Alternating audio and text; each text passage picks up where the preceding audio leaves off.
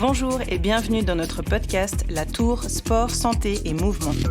Nous sommes ravis de vous proposer une série spéciale dédiée à la préparation d'une course événement ou d'une manifestation sportive. Sportifs amateurs ou accomplis, préparez-vous pour une épreuve d'endurance grâce aux conseils des plus grands experts de l'hôpital de la Tour. Notre objectif ? Vous amener jusqu'à la ligne d'arrivée dans les meilleures conditions en prenant du plaisir. Suivez-nous, écoutez-nous.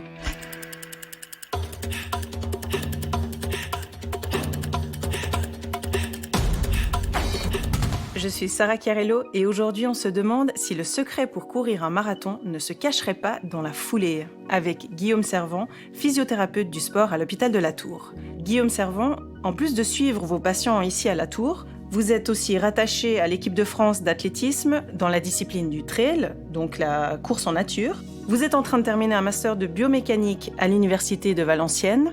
Alors tout d'abord, la foulée, c'est quoi exactement ? Alors, bonjour Sarah, la foulée représente une partie ou la partie centrale de la technique de course que nous, on va être amené à observer, éventuellement à corriger, mais c'est dont on va parler, donc voilà, c'est principalement ça. Est-ce qu'il existe une foulée qui garantit de ne pas se blesser ? Alors malheureusement non. En fait, le principe, c'est qu'on n'a pas de foulée universelle. La foulée universelle qui pourrait correspondre à tout le monde pour que personne ne se blesse en course à pied n'existe pas. Ce serait bien, mais c'est pas le cas. Donc l'objectif que nous, on va avoir quand on prend les gens en charge, c'est pas de leur apprendre une foulée éventuellement qui permettrait de pas se blesser, c'est de comprendre le contexte de leur blessure, qui est rarement due à la foulée en elle-même. La foulée, en fait, est rarement la cause unique de la blessure. Ça peut éventuellement faire partie des paramètres de blessure, mais c'est souvent pas le cas. En tout cas, c'est souvent pas le paramètre principal.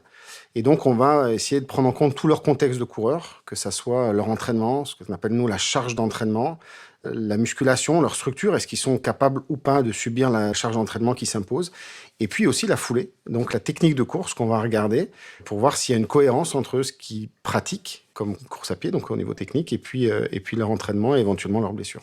Mais si la foulée ne garantit pas la sécurité, à quoi bon changer sa technique de course ? En fait, le principe de ce qu'on appelle, nous, le get retraining, donc en termes anglo-saxons, donc c'est-à-dire la modification de la technique de course, elle n'est pas là pour que les gens ne se blessent pas.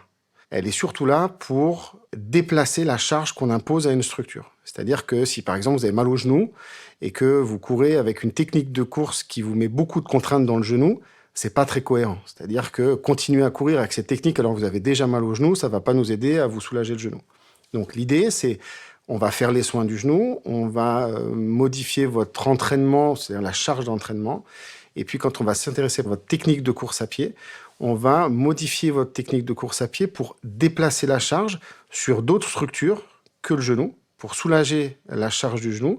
Par contre, si on la déplace, on va surcharger d'autres structures. Donc ça aussi, c'est quelque chose qu'on prend en compte dans notre prise en charge. Dans le cas précis, où est-ce qu'on déplace la charge du coup ? Alors par exemple, si vous avez, donc dans cet exemple-là, vous avez mal au genou et donc, prenons un exemple, votre fréquence de course est relativement basse. Je vous donne un chiffre qui parlera peut-être pas à tout le monde, mais vous êtes à 160 de fréquence, c'est-à-dire 160 pas par minute. Et que cette technique-là, avec cette fréquence basse, vous oblige ou vous permet de mettre beaucoup de charge sur votre genou, on va être peut-être amené à augmenter cette fréquence de manière à moins charger votre genou, et ce sera en faveur de vos mollets. Et donc, on va charger un peu plus les mollets. Donc, la charge que vous ne mettrez pas dans vos genoux, elle sera mise dans vos mollets. Alors, ça nous oblige, nous, à anticiper un peu sur ce changement-là et donc à faire travailler vos mollets pour qu'ils soient eux-mêmes susceptibles de prendre cette nouvelle charge. En fait, on ne peut pas diminuer la charge globale de la course à pied. C'est pour ça qu'on précise bien les choses. On n'enlève pas de la charge, on déplace la charge sur d'autres structures qui sont plus à même chez vous de subir cette charge de la course à pied pour libérer ou en tout cas décharger une structure en souffrance. Ça nous permet de soigner cette structure. Et puis après, bien souvent, les gens retrouvent leur foulée habituelle de quelques mois après parce qu'en fait, on ne change pas forcément à long terme une foulée. Est-ce que ça veut dire qu'on doit conserver coûte que coûte cette nouvelle technique ? Donc là, vous venez de dire justement, il y a un retour au naturel. Ça veut dire qu'on se prépare spécifiquement pour un événement sportif ou une course d'endurance, à chaque fois différemment ? Non. En fait, soit on travaille sur la performance, et dans ces cas-là, on a un schéma de foulée que les entraîneurs connaissent très bien, maîtrisent très bien, et vont apprendre une technique de course à pied pour être performant. Donc ça, c'est l'entraînement athlétique. Nous, c'est pas ce qu'on fait ici, nous, en tant que physiothérapeute. Nous, ce qu'on fait, c'est qu'on prend en charge des gens blessés. On va modifier leur technique de course à court terme ou à moyen terme pour nous permettre de soigner une zone. Et puis après, ils vont gérer cette nouvelle technique de course qu'on aura mis en place ensemble et puis ils en feront un peu ce qu'ils veulent. C'est-à-dire que cette technique de course à pied, elle va évoluer avec leur entraînement. Donc, on va les emmener vers un point B, et puis eux vont repartir sur une course qui s'approchera de ce qu'ils faisaient souvent avant, avec quelques modifications qui seront amenées par notre apprentissage. Donc, non, c'est pas une technique qu'on va imposer ad vitam aeternam, mais on va influencer leur technique de base pour qu'elle soit plus adéquate en fonction de leur environnement et notamment de leurs blessures.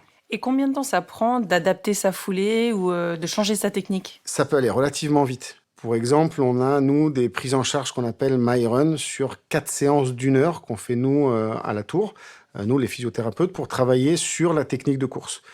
En 4 séances, déjà, on peut arriver à mettre en place les premiers outils de travail pour modifier cette course à pied. Après, il faut quelques semaines quand même pour comprendre, pour intégrer, pour digérer aussi, parce que musculairement, c'est plutôt difficile. Donc nous, on fait 1 séance par semaine sur 4 semaines, ça fait 1 mois de travail. Et puis souvent, les gens continuent à travailler sur 2 mois ou plus. Mais on arrive comme ça, entre 4 et 9, 10 séances, à modifier la technique de course. On mise aussi souvent sur la chaussure. Les coureurs ont souvent une confiance aveugle aussi dans leur équipement et la chaussure plus particulièrement pour améliorer leur performance. Est-ce qu'elle permet d'avoir une meilleure foulée? Alors malheureusement, non. C'est-à-dire que la chaussure, on en a beaucoup parlé, on en parle énormément dans le milieu de la course à pied, notamment dans le milieu des physios, parce que c'est un outil quand même, malgré tout, qui fait partie de la panoplie des techniques qu'on peut utiliser pour éventuellement influencer la course à pied. Mais les études nous montrent que finalement, c'est peu vrai. Si on prend des chaussures très extrêmes, donc soit très minimalistes, c'est-à-dire très souples, très fines, très légères, ou des chaussures très grosses, très contraignantes, très dures, on va influencer la technique de course à pied, mais à court terme. En fait, les études montrent que, passé quelques mois, finalement, on arrive à retrouver quand même sa technique de base. Donc, la chaussure suffit pas à modifier la course à pied à long terme. C'est qu'un outil, c'est-à-dire que ce qui est important et ce qu'on essaie de faire, nous, c'est de modifier la technique de course, la gestuelle de course, quel que soit finalement le type de chaussure que vous ayez. Alors après, il y a d'autres aspects de la chaussure qui peuvent être intéressants. Une chaussure minimaliste va être plus souple, donc va un peu plus respecter votre physiologie articulaire. Une chaussure maximaliste, on va dire une chaussure un peu plus grosse, va apporter d'autres principes comme le confort chez certaines personnes. Bien sûr que ça fait partie de notre prise en charge et on y est attentif, mais ça reste qu'un outil qui est tout à fait secondaire par rapport à la technique de course. Et ça, c'est quelque chose qui évolue, puisque c'est quelque chose qui était relativement primaire il y a encore quelques années. Et aujourd'hui, ça passe un petit peu après la technique de course. Comment ça se passe si, par exemple, on a décidé de s'inscrire à un triathlon, un semi-marathon ou marathon? On sent que notre technique de course n'est pas encore tout à fait adaptée ou qu'il y a des choses qu'on pourrait améliorer. Qu'est-ce qu'on peut faire concrètement? Là, on se situe dans un cadre où les gens ne sont pas blessés. Donc si vous êtes blessé, la question ne se pose pas. Vous allez voir votre physio, éventuellement à la Tour, puisque nous, on peut à ce moment-là vous prendre en charge sur votre foulée. Si vous n'êtes pas blessé, que vous cherchez la performance, alors nous ici, on est à même quand même de faire des bilans de course où on peut apporter des informations et puis éventuellement vous donner une critique de votre technique de course. Et puis après, il y a des coachs qui font ça très bien, des coachs d'athlètes notamment, et chez nous notamment, ils le font très bien avec des programmes qui existent à la Tour où vous serez pris en charge par nos coachs sur le versant technique athlétique. Voilà, alors c'est pas les seuls qui le font, il y en a d'autres qui le font. Mais c'est vrai que ça demande un peu plus de travail à long terme parce que c'est un vrai apprentissage d'une technique sportive, comme n'importe quel sport. Donc il faut aussi du temps un petit peu pour intégrer ces techniques-là et modifier une technique en vue de la performance. Guillaume Servant, en résumé, que faut-il retenir sur la foulée lorsqu'on parle de course à pied ou d'épreuves d'endurance? Je pense que ce qu'il faut retenir sur la foulée, c'est qu'elle est d'abord rarement la cause de la blessure. C'est un paramètre qu'il faut prendre en compte, mais c'est rarement la cause. Donc il ne faut pas se dire toujours que c'est à cause d'une mauvaise foulée qu'on s'est blessé. C'est d'abord principalement à cause d'une mauvaise gestion de l'entraînement. La deuxième chose, c'est que quand on va voir un physio, il ne faut pas tout attendre de la gestion de la foulée. Et si on vient chez un physio en se disant il va me changer ma foulée, comme ça je ne me blesse plus ou ça va me permettre de guérir, ce n'est pas le cas non plus. C'est encore une fois qu'un seul paramètre. L'important, c'est aussi qu'on va gérer votre entraînement. En tout cas, on va gérer la charge liée à votre entraînement. La dernière chose, peut-être, c'est la chaussure. Parce que c'est une question qui revient beaucoup chez les patients qui viennent nous voir. La chaussure est peu importante, ça reste un outil. Donc quelqu'un qui sait bien courir parce qu'il a une bonne technique, une bonne structure, qu'il est assez costaud et que l'entraînement est bien géré, aura moins de chances de se blesser, quel que soit son type de chaussure. Guillaume Servant, merci beaucoup pour ces explications. Merci beaucoup.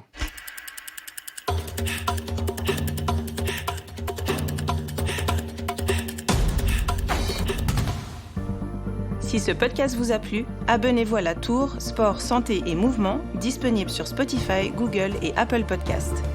Pour plus de conseils, n'hésitez pas à nous suivre sur les réseaux sociaux.